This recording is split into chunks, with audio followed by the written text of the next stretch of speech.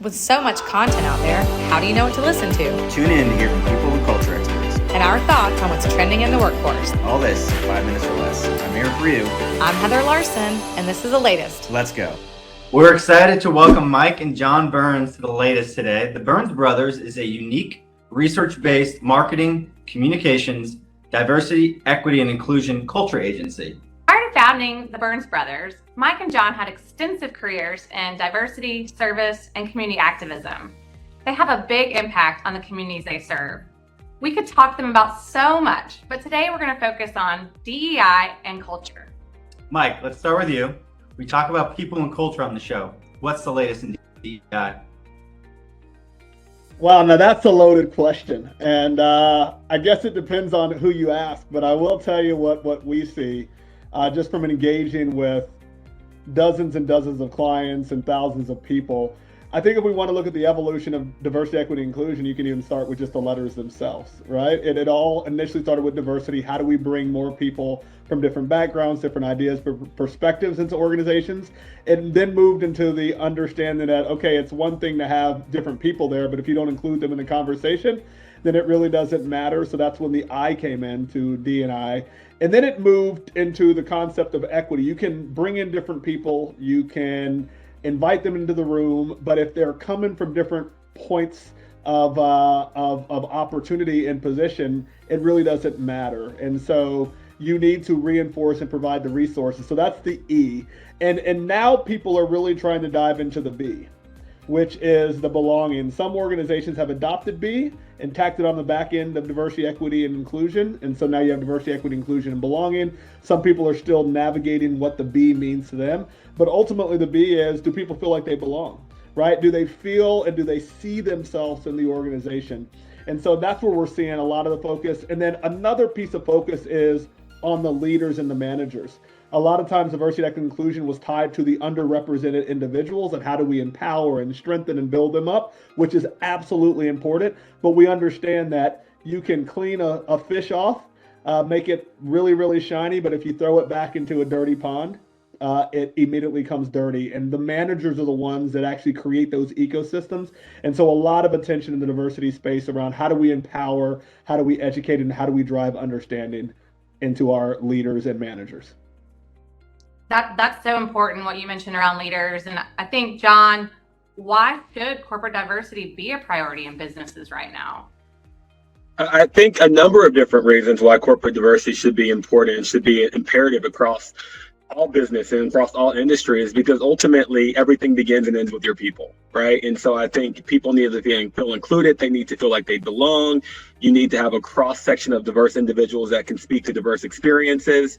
I think people ultimately strengthen, but ultimately can be the detriment of any organization. And so if it's not a priority within the organization will ultimately not succeed. And so I think what we talk about across every industry is the importance of investing in people. And ultimately, when you invest in people, you invest in the organization. But that begins and ends with diversity.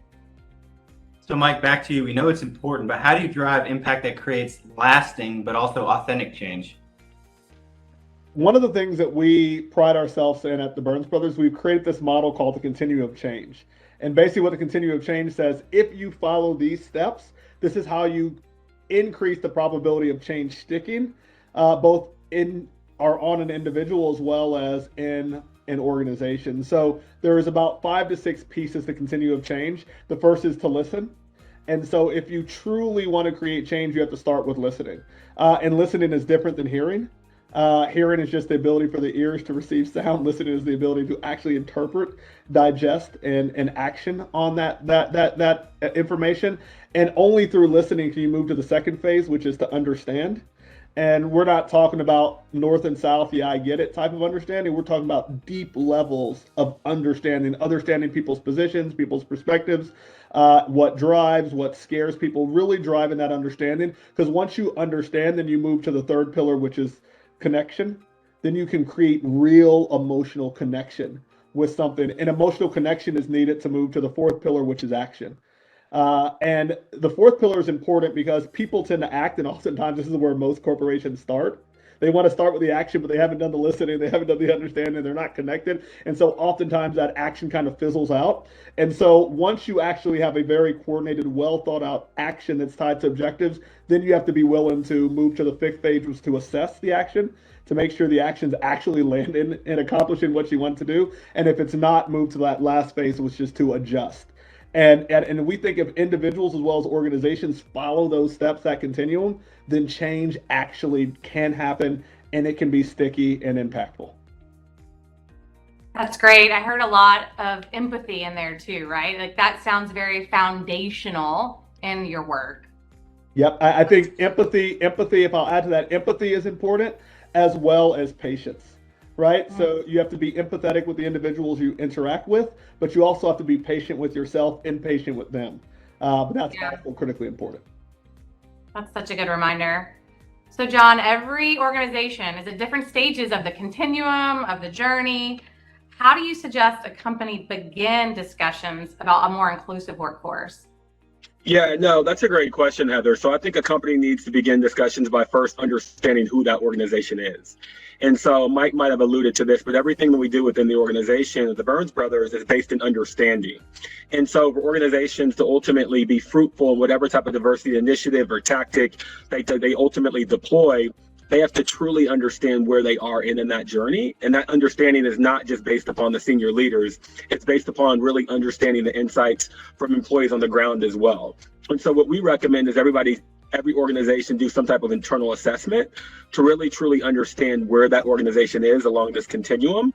And then based upon what Mike laid out, you can be at different journeys, but everything has to be based upon continuing to adjust, continuing to listen, and ultimately based upon those insights, basically moving forward. So I think every organization really needs to begin from a framework of understanding. Yeah, that's self, right? This has been great insight. If the viewers are interested in learning more about the Burns Brothers, check out their website, www.theburnsbrothers.com, or on Instagram, Facebook, or LinkedIn at the Burns Brothers. Yeah. And I just want to thank Mike and John for joining us today, and thank your entire team for the work you do. Thank you so much for having us. We really appreciate it. Thank you all.